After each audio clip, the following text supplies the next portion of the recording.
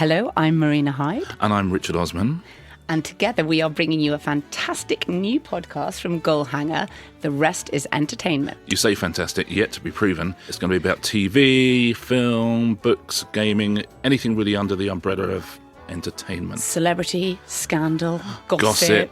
Lots of behind-the-scenes stuff, juicy stories of shows stuck in development hell, my life with Noel Edmonds, all sorts of stuff. I'm longing for your life with Noel Edmonds, but we'll get to that on a very early episode. That's a whole deep dive episode. Let's dedicate a whole one to it.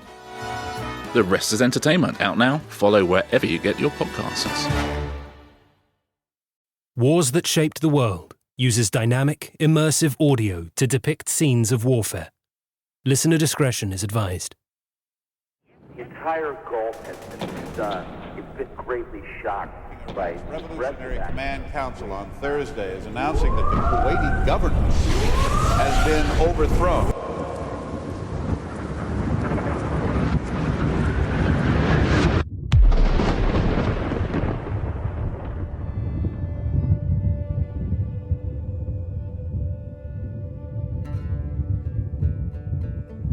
The First Gulf War took the world by surprise. Saddam Hussein's battle-hardened Revolutionary Guard sweeping out of the pitch black of an Arabian desert night to overwhelm its diminutive neighbour. Kuwait's royal family, ministers and generals fled for their lives as their country was overrun in a matter of hours. This was to become a conflict counted in hours. The eventual ground war, the sharp end of Operation Desert Storm, was branded the 100-hour war. This was warfare never seen before, a world away from the spectre of Vietnam that had haunted the American armed forces for decades. A war of immense destruction, a war won by firepower like no other. The first war the world watched on television. Good morning. At 2 a.m. local time, Iraqi troops crossed the border into Kuwait. Baghdad insists that Kuwait has been... It was never the mother of all battles. Saddam's forces had no answer to the destructive might of America and its coalition allies. But enough of his army scrambled back to Iraq to ensure Saddam survived. And Saddam's survival was to have consequences the Middle East and far beyond were to suffer for years to come and still live with today. It may have been short and very sharp, but the First Gulf War proved a conflict that shaped the world. American and coalition forces are in the early stages of military operations to disarm Iraq, to free its people, and to defend the world from grave danger. If we do act, we should do so with a clear conscience and a strong heart. The reaction point supports precisely what it may have been the worst decision going into Iraq, may have been the worst decision anybody has made, any president has made in the history of this country. That's how bad it is.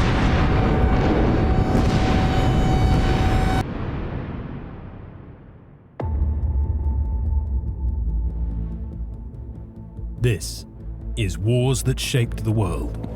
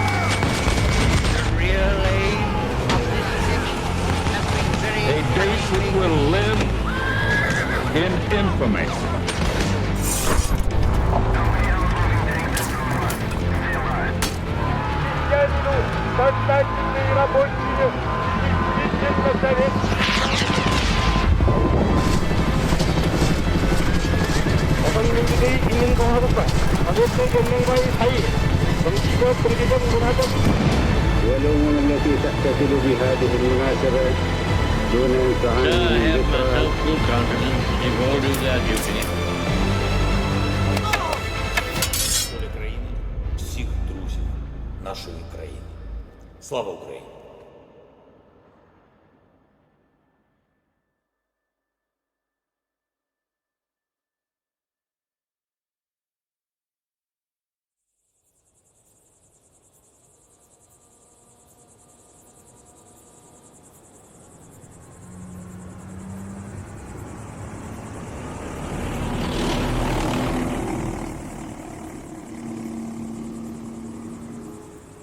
and an explosive development near the Persian Gulf.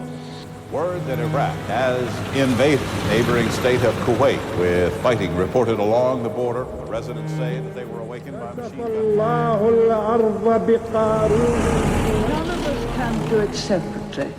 We need a collective and effective will of the nations. No one commits America's armed forces to a dangerous mission lightly.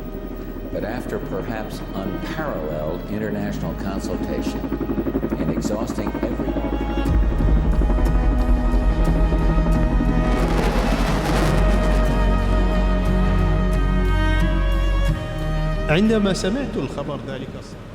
When I heard the news that morning, I was overcome by an overwhelming sense of pain and despair. It was a dreadful day for both Gulf countries, but definitely the beginning of the end for Iraq. Nothing has been the same again. Nothing.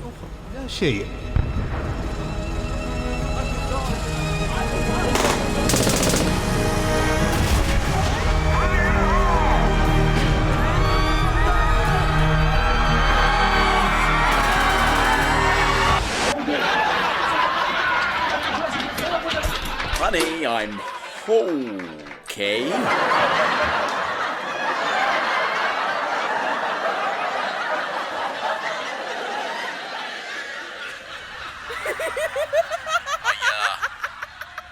I didn't realize it was date night.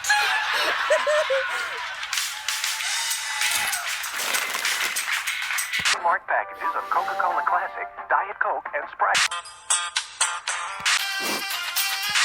Amen. Weeknights at 7:30 on Fox 19. Game Boy from Nintendo. In order to participate in this next exercise, you first need to relax yourself, recall the first home you can remember as a child, and actually look... Hello? Denise, is that you, honey? The line is... They're here. They're here. Denise, what? What's going on? Is everything all... Denise? Tanks in the street and soldiers. It's the Iraqis. They've invaded. Denise! They're here. Oh my God! Denise! Denise!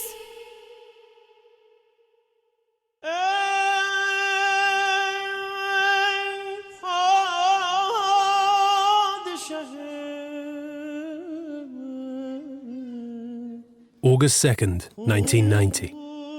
It's the eve of Ashura, the Shia Muslim holiday.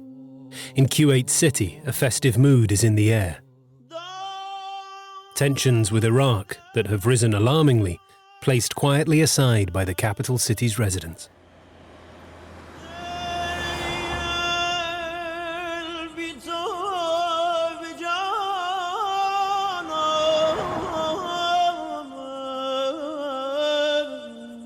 Far to the south, across the border with Saudi Arabia, a convoy of limousines speeds away from Jeddah, heading for Kuwait and home.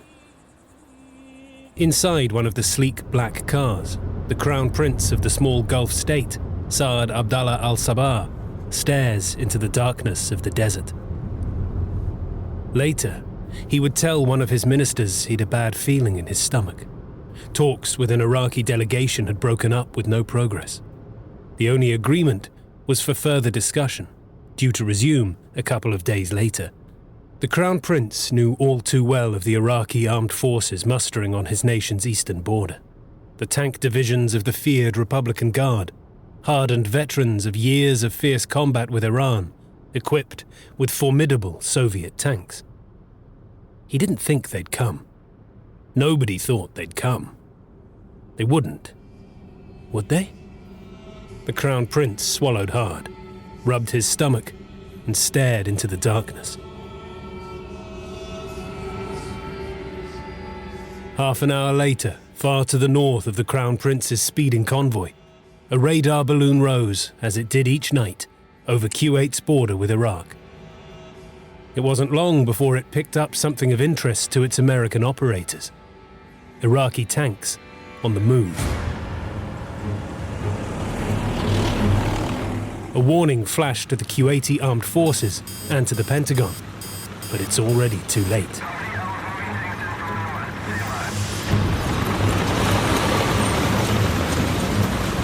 Sidria Fort commands the main highway between Iraq and Kuwait. It's a key crossing point. A company of Iraqi commandos emerges out of the darkness. The assault is swift and silent.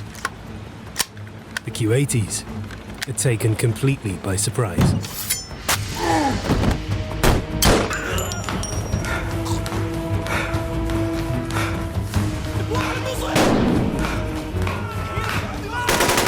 Back across the border in Iraq, General Hamdani peers through the darkness as he perches on top of his tank, its engine grumbling quietly.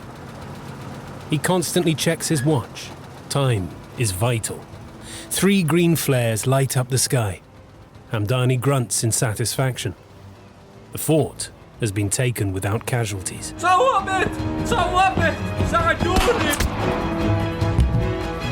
general reaches for his radio and barks an order. The sound of tank engines fill the night sky, followed by the squeal of tracks. The way is clear for the Hammurabi division, named for a Babylonian king, to begin its advance. Objective: Kuwait City.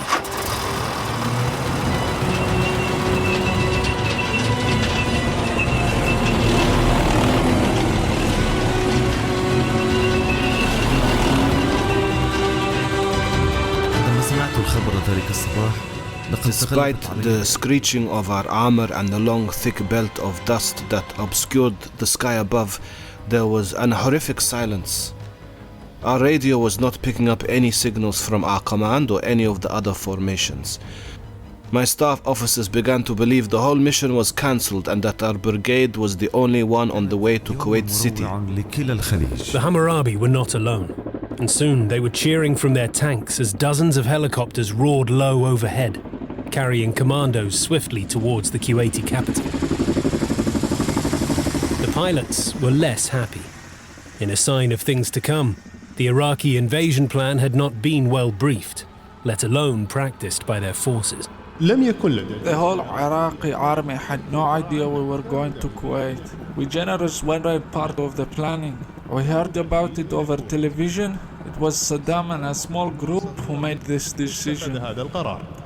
The helicopter pilots were informed only at midnight they were about to take part in the largest air assault in Iraqi history, and it was taking off in less than 4 hours. They were late getting started. It was a muddled beginning, but 96 helicopters eventually took to the air shortly before 4:30. The bewildered pilots had no experience of night flying, and certainly not night flying into a combat zone.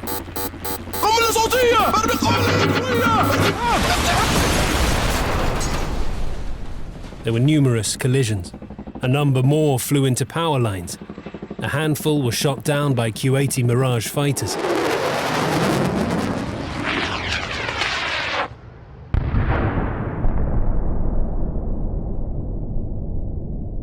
More than 40 of the 96 were not to make it home. Back on the ground, things were going more smoothly. The Hammurabi were one of 3 powerful armoured columns thrusting into Kuwait. 2 more Republican Guard outfits, the Medina and Tawakalna divisions, advanced further west.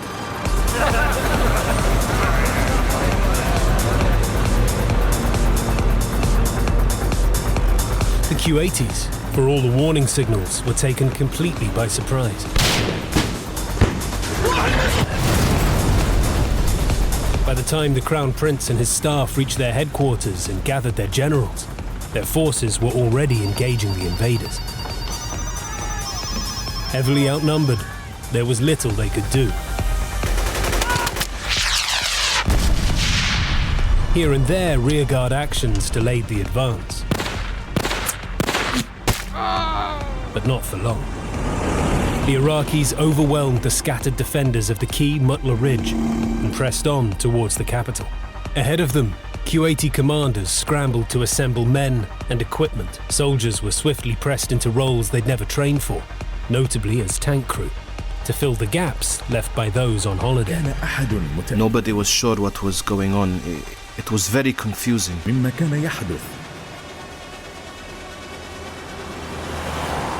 On the main highway to Kuwait City, Truck drivers on overnight deliveries were startled to be joined by tanks, Iraqi tanks. As the drivers abandoned their trucks, Hamdani and his men at last caught sight of their enemy, Kuwaiti tanks. The Kuwaiti armed forces were equipped with dated British chieftain tanks and were no match for the Republican Guard. They were still in a column heading north. Our leading tanks fired off a few rounds and they abandoned their vehicles and turned around and started to flee.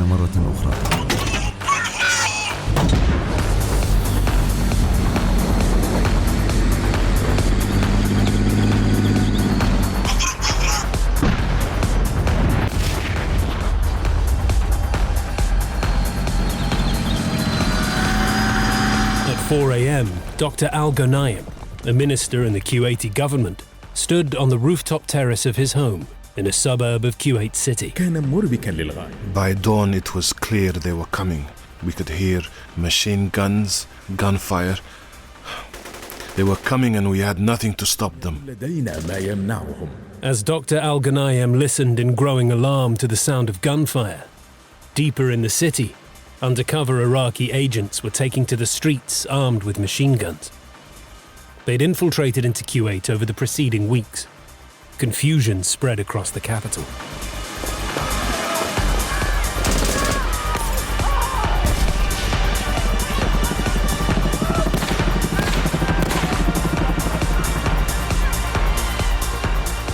Amid the mounting chaos, the Crown Prince left GHQ. While the rest of the government limousines headed for the main air defense base, Al-Sabah instructed his driver to take a different route. As they sped through the streets, the Crown Prince picked up the car phone and rang his father, the Emir. Jaye! "I'm coming to get you," he said. "We have to get out." The Crown Prince hurried to the Dasman Palace, arriving just minutes ahead of helicopters carrying Iraqi special forces. Their mission: capture the Emir. Harak, harak, harak!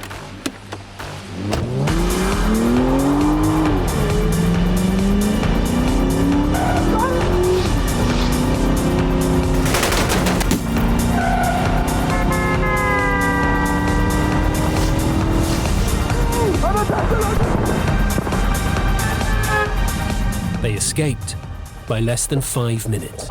Unaware of their near miss, the Iraqi commandos assault the palace.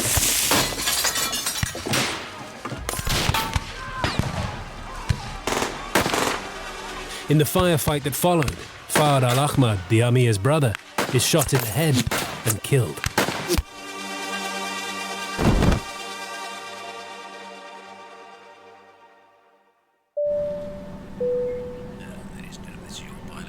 Meanwhile, Coniston Water, a British Airways Boeing 747 named after a stretch of water in the Lake District, was heading into the middle of the invasion.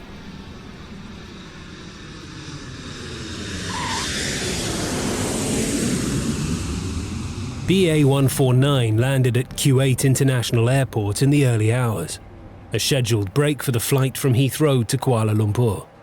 It was a stopover that was to turn into a permanent stay. Passengers and crew were taken hostage by the Iraqis.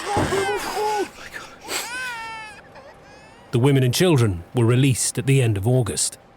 The men were used as human shields in Baghdad and only let go after the former British Prime Minister Edward Heath flew to the Iraqi capital to persuade Saddam to free them. British Airways flight landed. Why BA-149 landed once the invasion had begun remains a mystery. The pilot checked with authorities in London and air traffic control in Kuwait and was given the all clear. All took place before the invasion. The invasion was later. There have long been claims the flight was used by the British to smuggle special forces into Kuwait, and that was why it was not diverted. As recently as 2021, Liz Truss, then Foreign Secretary, issued an apology for a warning not being passed on to the flight.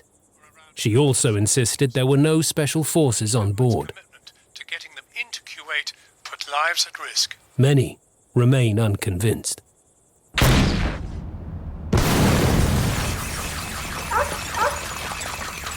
By early morning, the Iraqis reached Kuwait City. Isolated Kuwaiti units harassed the invaders where they could, but their impact was minimal. A handful of tanks destroyed, barely 100 of the enemy killed. Brushing aside any resistance, the Hammurabi advanced into the city itself. We were really shocked by the terror of the Kuwaiti citizens. The roads were full of civilian cars. There was a general atmosphere of surprise, worry and panic. We tried our best to quiet them down and stop the traffic, but the panic was so great that I was afraid what might happen.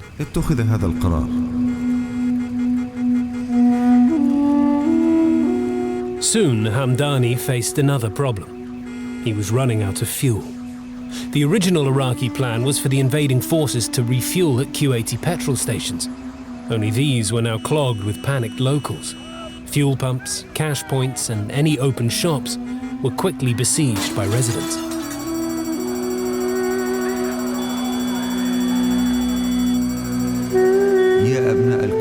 My vehicle had run out of petrol and the communication vehicle behind me was on its last drops. I called the nearest Kuwaiti police officer and asked him for two things. I said, firstly, there are 1,000 more tanks behind me. I exaggerated. So could you and your comrades help open the road so we can proceed without running over innocent civilians? And secondly, could you please help us refuel? He was very scared, but I quieted him down and he obeyed me. The roads opened and one of the Kuwaitis who was refueling my vehicle, we pumped the gas out of the police cars, also showed us how to get to the Masilla Hotel. The hotel on the Gulf Coast was Hamdani's stopping point. He and his tanks were there by 9:30 a.m. on August the 2nd. His job was done, and so was the invasion.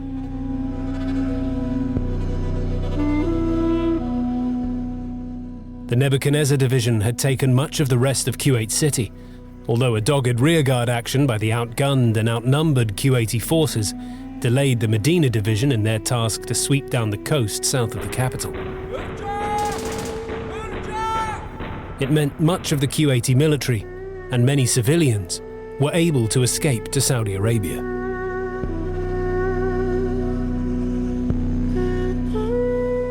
For the civilians in Kuwait City, it was an alarming experience to awake to the sound of gunfire. Some, like expat Peter Burns, woke up to hear the news on the BBC World Service. Good morning. At 2 a.m. local time, Iraqi troops crossed the border into Kuwait.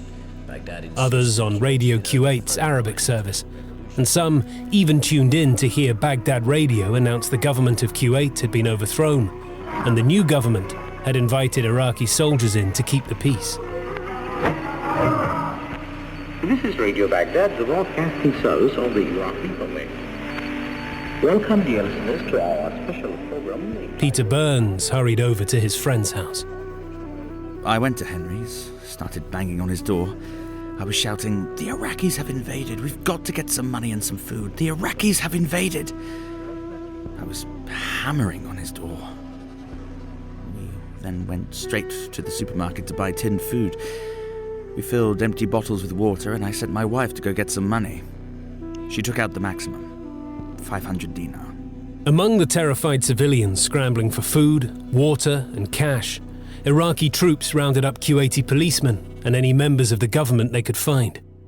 Kuwaiti government ministries spent the last few minutes before shutting down, printing new ID cards for government officials. Dr. Al-Ghanayem, an education minister, was given one with his occupation listed as gas company employee. That might have saved his life. Over the coming months of occupation, hundreds of Kuwaitis were tortured and executed. Panic was beginning to grip the capital. Cars darted through red lights and down the wrong side of the road, their drivers desperate to get home.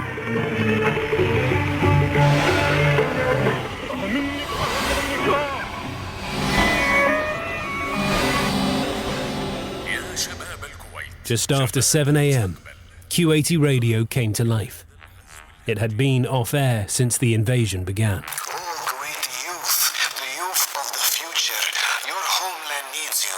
This is your day, the day of sacrifice.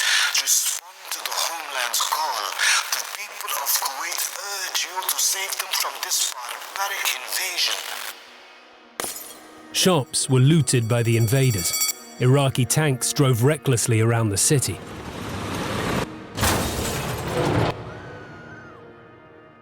One of the British Airways crew from Flight 149 was to report seeing tanks drive over cars with civilians inside. The Kuwaiti government pleaded with the US ambassador for help. Please send troops, they asked. But there were none to send. Not at this notice. For Pam al-Baksami, it was seeing helicopters arriving with reinforcements for the Iraqi first wave that drove home the dire situation she and her family were in. And that's when it hit me, that it was really happening. Ugh, it was unnerving. It was so thick it looked like a swarm of bees.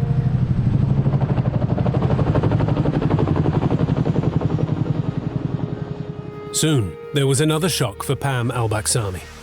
She'd had the radio on all morning, desperate for news. Around midday, it crackled to life again, an unfamiliar voice replacing the static. Oh, dear sons of Kuwait, for tens of years people of Kuwait have been looking for freedom.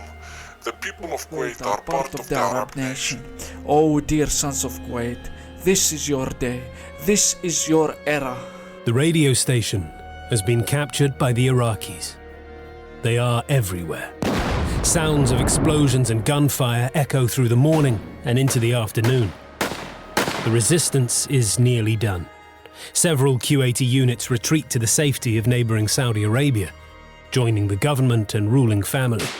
Soon, the Air Force will follow. Better to live to fight another day. Those left behind face 7 months of brutal occupation and looting by an invasion force that will seek to strip the country bare. Rubbish will pile up in the streets because the Iraqis even take the bin lorries.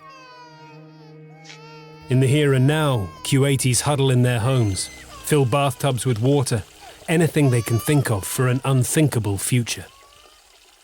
Denise Al-Shamari, an American married to a Kuwaiti, broke off her work for the US Embassy and reached for the phone.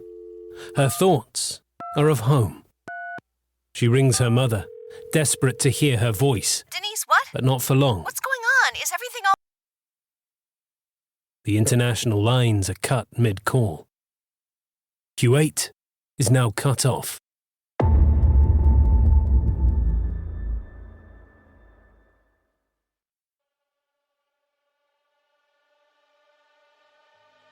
Get 25% off items all over the store at our huge clearance sale going on now. All the cars out there, why a Ford Taurus? Plenty of room. I can kick way back. The guys, clubs, and maybe a few dozen bucks. This Taurus performs. The way it hugs the road, handles a curve, it's almost as smooth as I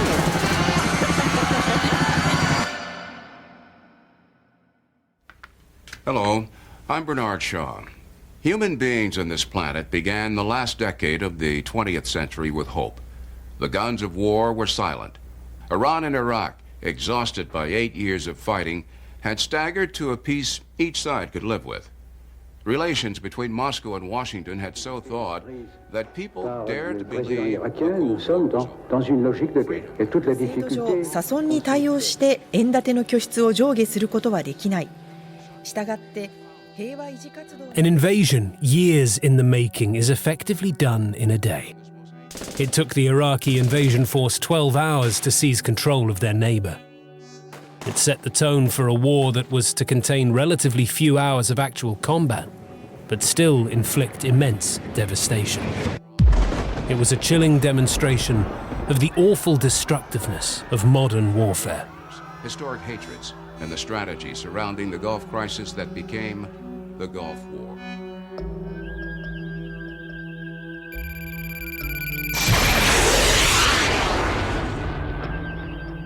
The First Gulf War of 1991 introduced the world to a new form of conflict. A war of missiles guided from hundreds of miles away right to their targets. At least, so went the official line. For the first time, a war was covered around the clock by TV news channels. This was the event that made CNN. Go! Do it! Put it on the air! We've got an attack here, I guess you know that. Number 2 is next.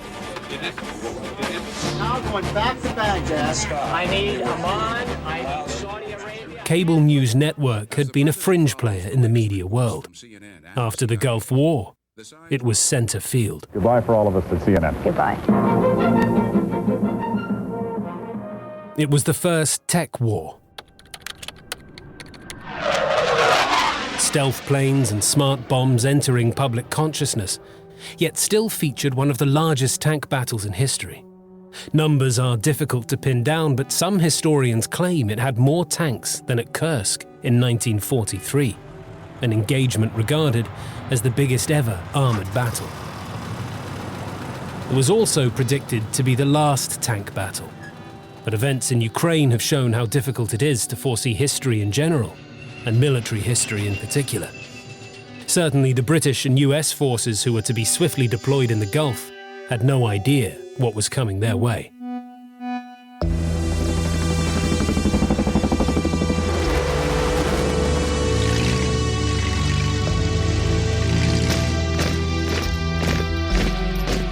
Much of the combat-ready British and US troops were stationed in Germany, ready to face the Soviets in North Germany, not Soviet-era tanks in the wind, rain and sandstorms of the desert.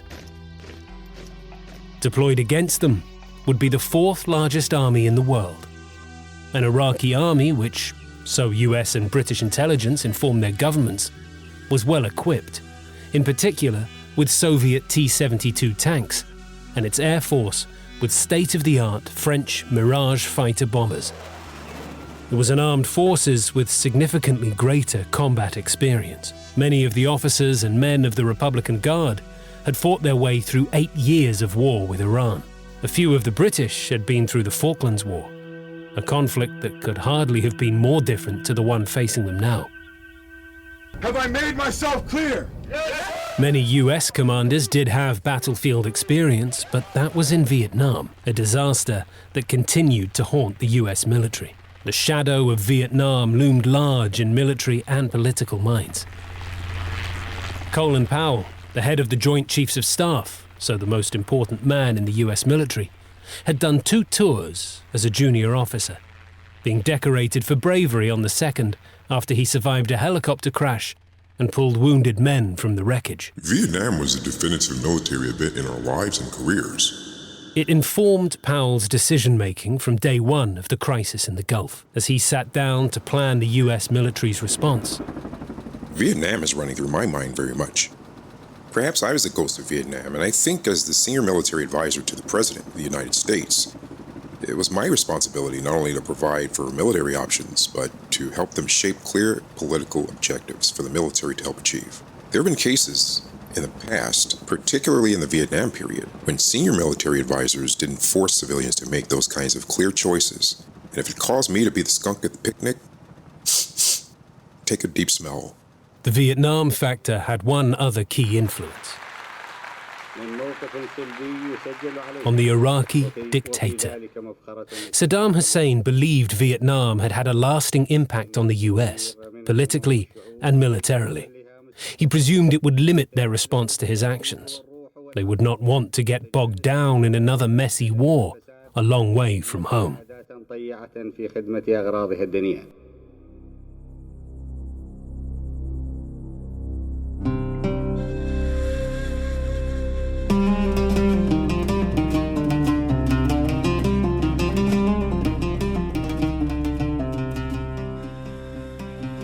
Iraq is bordered to the north by Turkey and Syria, in the east by Iran, to the west by Jordan and Saudi Arabia, and in the south by Kuwait and a slither of coast where the great Euphrates flows into the Persian Gulf. That commemorates the city's capture in 1918 by General Maud are the mosques of Baghdad, capital of the ancient Saracen Empire. Evidence of British control is seen in the policemen on point duty. It had been an independent state since 1932. Kuwait gained its independence from Britain in 1961 and ruled by the Ba'ath Party since 1968.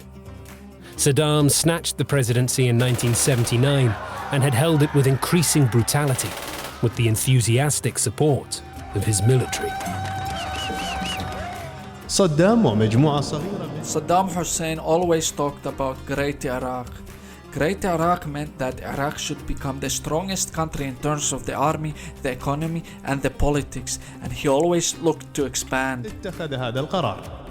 At first, that mattered not to the West. Saddam was regarded, in those Cold War days, as a key ally, standing against Islamic fundamentalism, and most importantly, Iran.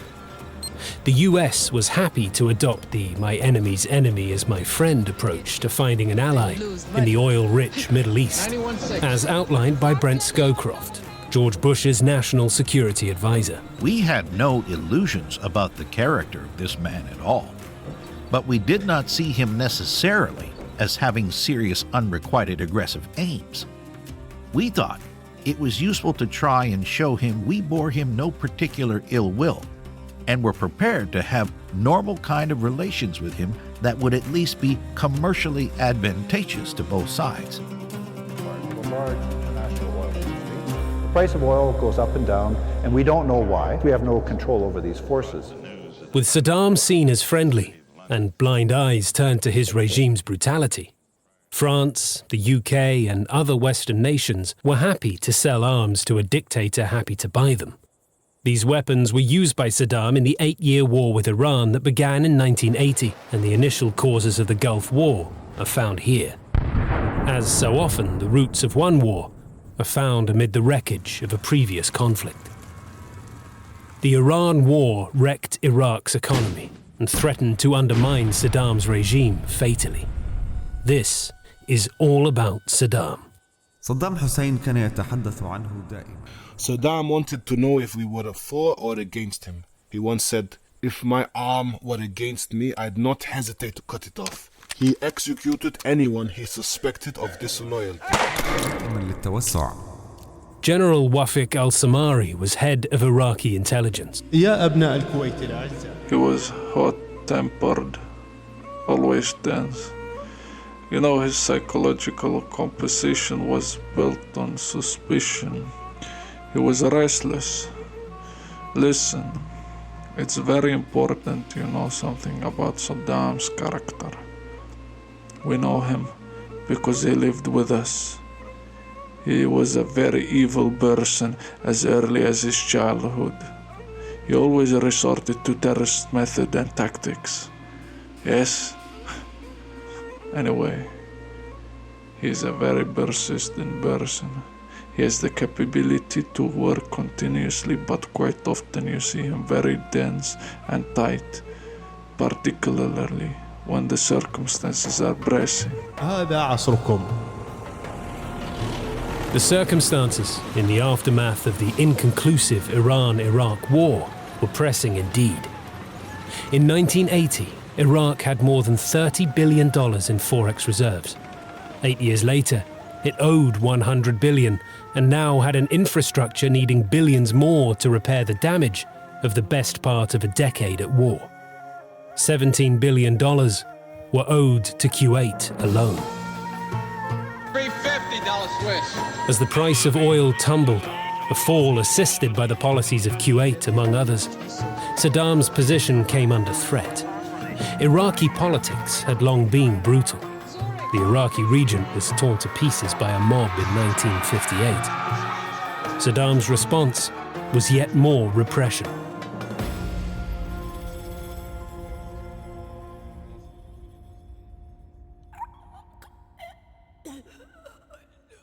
This is a man who used chemical weapons on his own people, the Kurds, as well as against Iranian forces.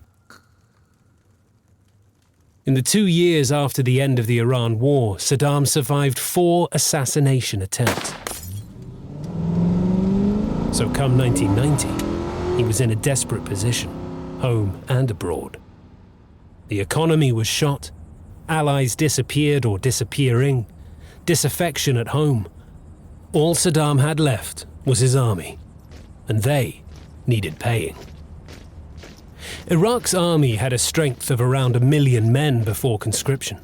including a dozen Republican Guard divisions, battle-hardened and highly regarded.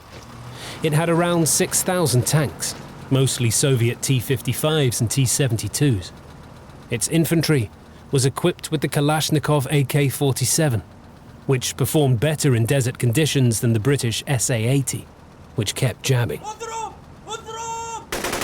Overall, it was the fourth largest army in the world, backed by an air defense network regarded as one of the world's most comprehensive, with some 10,000 anti-aircraft guns and 16,000 surface-to-air missiles. The Air Force was the world's sixth largest. Add the known unknown of Iraq's chemical and biological weapons arsenal, and some 800 Scud missiles capable of hitting Israel and Saudi Arabia, and Iraq appeared a formidable foe.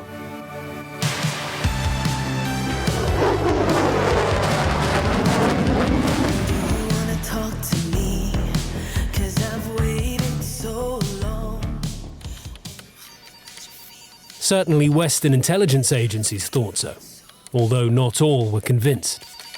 Britain's obscure Defence Operational Analysis Establishment conducted a study on Iraqi military effectiveness going back centuries, comparing performances of Arab armies all the way back to Saladin, and concluded they were not that effective. This study was not well regarded in the Ministry of Defence. The size of Iraq's army and its Soviet tanks, let alone the threat of chemical weapons, convinced many it was a force to be reckoned with. The DOAE, though, were the ones to be proved correct. Another lesson from history that went unlearned.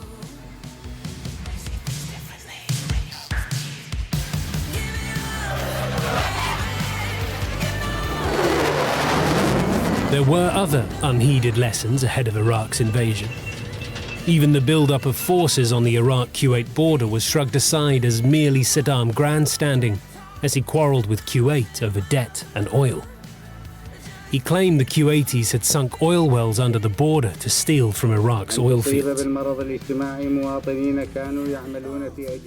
July 1990, Saddam claimed Kuwait had taken more than $2 billion worth.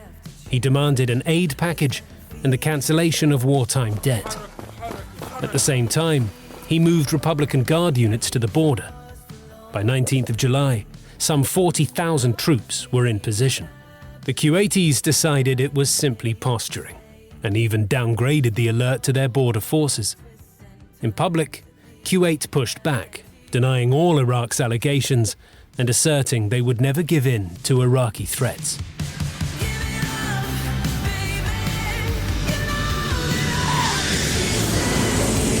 The President of Egypt, Hosni Mubarak, was sent to Baghdad by the Arab League for talks with Saddam. Hosni Mubarak, Egypt's president, was sent to Baghdad by the Arab League for talks with Saddam. The Iraqi leader looked his Egyptian counterpart in the eye and assured him he'd no intention of invading. A date, 31st of July, was set for a summit in Jeddah, where the issue would be settled.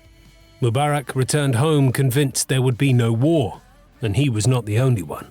On 25th of July, Saddam reassured the US ambassador, April Glaspie, that he was not going to invade. Indeed, so reassured was Glaspie, 5 days later she flew home to the US for a holiday. By now, intelligence satellites showed there were more than 100,000 Iraqi troops in the border region. The following day, 31st of July, Iraqi and Kuwaiti delegations met in Jeddah. "Give us $10 billion for the loss of our oil, and we'll pull our troops back," went the Iraqi opening. Kuwait offered $9 billion. The talks ended with the only agreement being to resume further talks on the 4th of August. But Saddam had had enough. He ordered the invasion.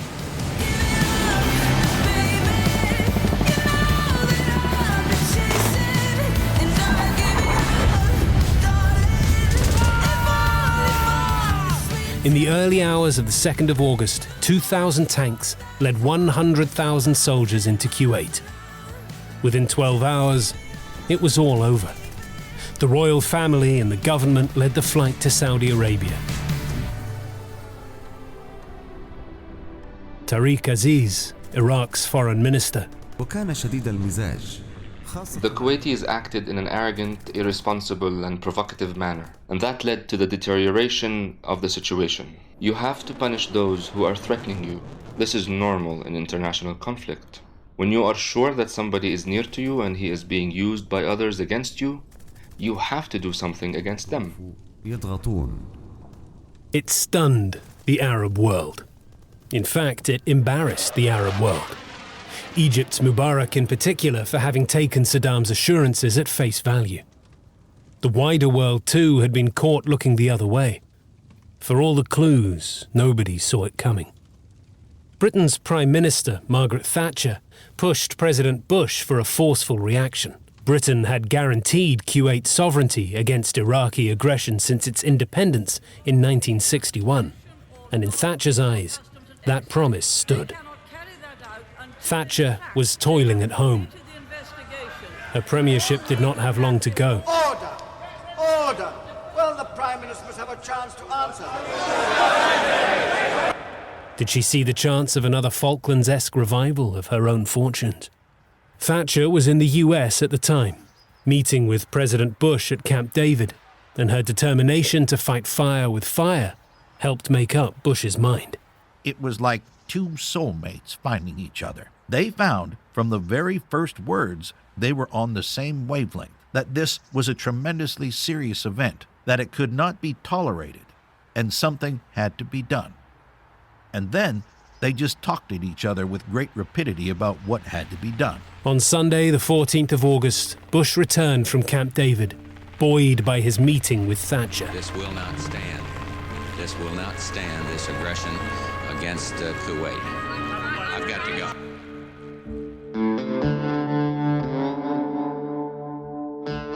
Wow, thought a watching General Powell.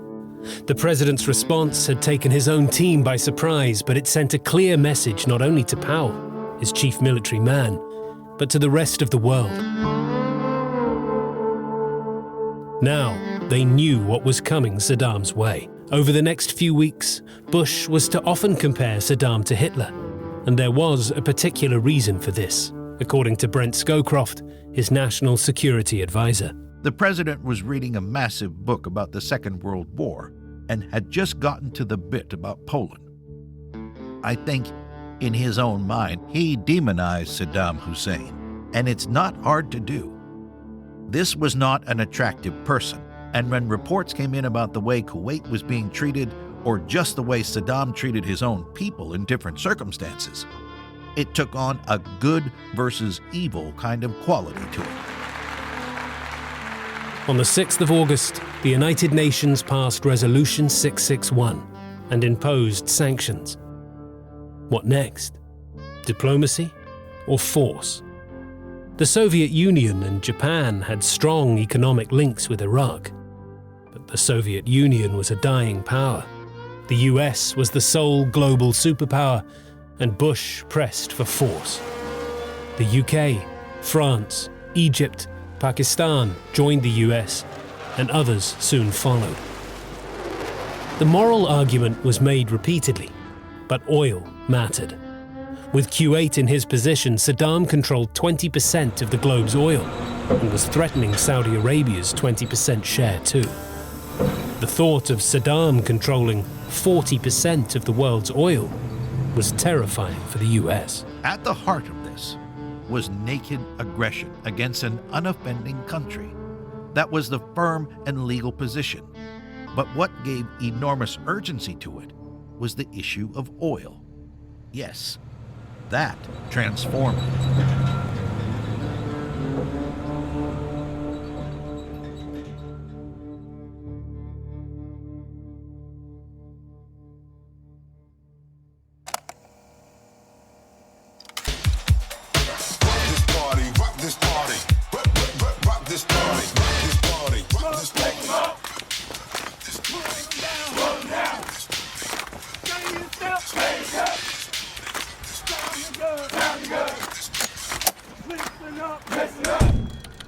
In Tampa, at Central Command's red-roofed, palm tree-fringed headquarters, a folder landed on the desk of CENTCOM's commander.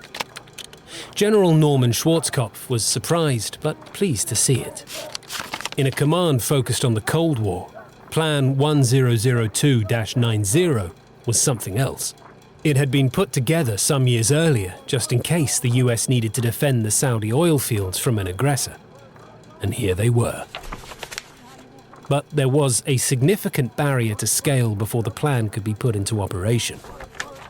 Saudi Arabia, deeply conservative, Islamic, was reluctant to let foreign troops onto their soil. The Americans dispatched a high-ranking team to talk to the Saudis. Dick Cheney, Bush's Secretary of Defense, Schwarzkopf, and Robert Gates, Deputy Advisor on National Security, took with them the latest satellite images of Iraqi troops massed on the Saudi border. Did the Iraqis intend to evade Saudi Arabia? It seemed unlikely. Nevertheless, the images were to prove key. The meeting was stretching towards a third hour when King Fahd turned to his ministers and spoke in Arabic. There was a silence. Prince Bandar, acting as the interpreter, nodded at Cheney. His Majesty says yes. Cheney hurried to call Powell back in the Pentagon. We have permission. Start the force moving. Operation Desert Shield meant 250,000 US troops were to be dispatched as quickly as possible to Saudi Arabia to defend the kingdom and its precious oil fields. Operation Desert Shield meant 250,000 US troops were to be dispatched as quickly as possible to Saudi Arabia to defend the kingdom and its precious oil fields. In 1990, the US military was at the peak of its powers. Yet with the easing of the Cold War, there were already mutterings in Washington about cutting it down to size. For the Pentagon, here was a chance to justify its enormous resources. Two specially designed vast troop ships, known as MPSSs, one in Guam, the other in Diego Garcia, were made ready. An MPSS could support a Marine brigade of 16,000 men, plus vehicles and supplies, for 30 days. Within 6 days of the invasion of Kuwait, troops were flown to Guam and Diego Garcia and set sail on the troop ships. 7 days at sea later, the first equipment was being docked in Saudi Arabia, and 10 days later, an entire Marine brigade with 123 tanks and 124 aircraft was in station. Back in Washington and Tampa, planning for the next stage was underway. But there were tensions between White House and Pentagon. Schwarzkopf was compared by some in the White House to the American Civil War general George McClellan. It was not flattering. McClellan, one of Lincoln's commanders, had the reputation of having spent all his time preparing and none fighting. Cheney had taken against Schwarzkopf. In Saudi, he'd seen a colonel on Schwarzkopf's staff ironing a shirt for the general on the floor of a hotel room. Cheney didn't like the impression that gave. Back in Washington, he started to meddle. The first plan put forward by the Pentagon planners was rejected. Nevertheless, day by day, troops, tanks, and fighter planes began to flood into Saudi Arabia. In all, 32 countries were to contribute. Supplies were key to the campaign. The logistical planning required was immense. Everything had to be shipped into the country. Millions of tons of equipment was transported to Saudi Arabia, while diplomatic efforts continued to bring about a solution. More than 500,000 US troops, plus half again from the rest of the coalition, as well as thousands of tanks, aircraft, and 6 carrier battle groups, congregated in the Gulf. The US forces were a decade ahead of the Iraqis when it came to battlefield technology. But Powell and Schwarzkopf were concerned over the size of the Iraqi army and its battle experience, and that the Iraqis were led by a dictator who did not care how many of his men died in battle. The shadow of Vietnam loomed large. Powell insisted the coalition must have overwhelming firepower. I like to use the term decisive force. It's the equivalent to being the biggest bully on the block. I've got the knife. I've got the gun. I've got my bat. Are you sure you really want to challenge me? The UN set a deadline of 15th of January 1991 for Saddam to get out of Kuwait, or else. It was a race against time, not only for the diplomats, but also for the military planners. In Iraq, civilians prepared for the worst. On television and in the newspapers, later in school as well, there was talk of uniting the historical territory of Iraq. From now on, we had military training in school instead of sports lessons. Older pupils were given Kalashnikovs, which they had to bring to school every day along with their book. Before long, my uncles were called to arms. Even my cousin, who was not yet 18, now suddenly had to wear a uniform and was sent to Kuwait with the troops of the Iraqi Popular Army. Foodstuffs disappeared from the shelves, and the markets remained empty. My father's salary was suddenly only enough to pay for 4 kilos of flour, a kilo of sugar, and a kilo of rice. We had to give up 1 meal a day to set aside small reserves of food. Everybody knew the war would come to us as well.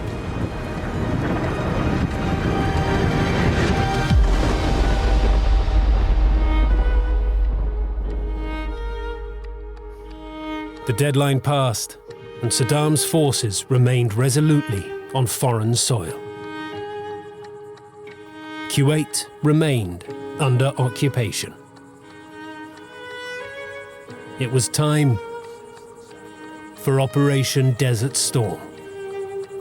No one commits America's armed forces to a dangerous mission lightly, but after perhaps unparalleled international consultation and exhausting every alternative, it became necessary to take this action.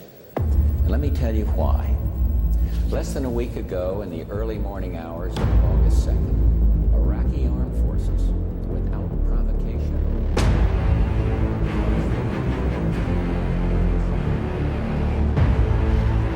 Next on Wars That Shaped the World.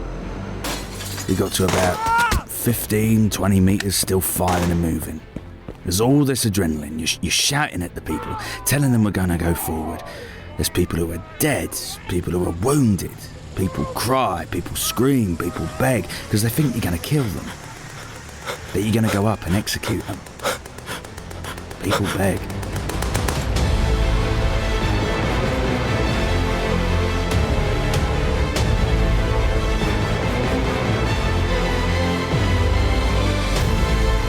Wars That Shaped the World was a Goalhanger Podcasts production. It was produced by Holy Smokes. This series was written by Robin Scott Elliot. It was narrated by Paul Waggott. The producer was Neil Fearn. The executive producer was Tony Pastor.